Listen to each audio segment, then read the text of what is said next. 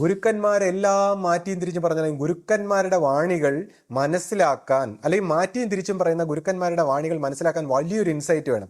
അതിനൊരു ഉദാഹരണം പറയാം. ഇപ്പം എൻ്റെ സഹോദരി ആദ്യകാലത്ത് ഗുരുവാണികളൊന്നും വായിക്കില്ലായിരുന്നു.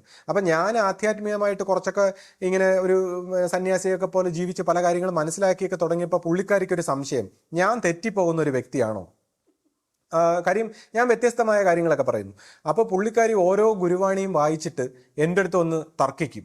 ഗുരു ഇങ്ങനെയല്ലേ പറഞ്ഞത്, നീ അങ്ങനെ അപ്പം ഞാൻ പറയും, ഈ ഗുരുവാണി എന്തിന് പറഞ്ഞു, എങ്ങനെ പറഞ്ഞു, ഇതിൻ്റെ യഥാർത്ഥ അർത്ഥം എന്താണെന്ന് ഞാൻ പറഞ്ഞു കൊടുക്കും. അപ്പോൾ അവൾ കരഞ്ഞുകൊണ്ട് പോകും. അതിനുശേഷം വീണ്ടും ഒരു ഗുരുവാണി, അങ്ങനെ ഓരോ ഗുരുവാണിയുടെ യഥാർത്ഥ അർത്ഥം ഞാൻ പറഞ്ഞു കൊടുക്കുമ്പോൾ അവൾ കരഞ്ഞുകൊണ്ട് ഇങ്ങനെ പോകും. ആദ്യകാലത്താണ്, ഇപ്പോൾ അതൊക്കെ മാറിയിട്ടുണ്ട്. അപ്പോൾ എന്താണ്, ഒരു ഗുരുവാണി വായിക്കുമ്പോൾ തെറ്റിദ്ധരിക്കുന്ന കണ്ട.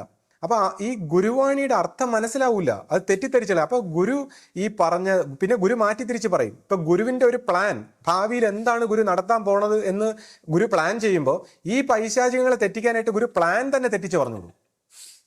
കാര്യം ഗുരുക്കന്മാരെ അപ്പ പ്രവർത്തിക്കും എന്നുള്ളതാണ്. ഗുരുക്കന്മാരെന്ന് പറഞ്ഞാലേ അവർ മാറ്റിയും തിരിച്ചും പറയുന്നവരാണ്. അതാണ് ഞാൻ പറഞ്ഞത്, ഈ ആശ്രമ പരിചയം ഇല്ലാത്തവരാണ് ഇങ്ങനെ സംസാരിക്കും.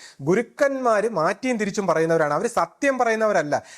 സത്യം പറയുന്നതെന്ന് പറഞ്ഞാൽ അവരുടെ സത്യം ഏറ്റവും ഉന്നതിയിലേക്കുള്ള, ഏറ്റവും നന്മയിലേക്കുള്ള, മനുഷ്യരാശിയുടെ നന്മയിലേക്ക്, പൂർണ്ണതയിലേക്ക്, ദൈവത്തിലേക്ക് പോകാൻ മുള്ളിനെ മുള്ളുകൊണ്ട് എടുക്കാൻ അറിയാവുന്നവരാണ് ഗുരുക്കന്മാർ. അപ്പൊ അവർ പറയുന്ന വാക്കിലെ സത്യമല്ല, ആ നന്മയുടെ സത്യമാണ്. അപ്പൊ അവർ മാറ്റിയും തിരിച്ചും പറയും. ഇത് മനസ്സിലാക്കണം.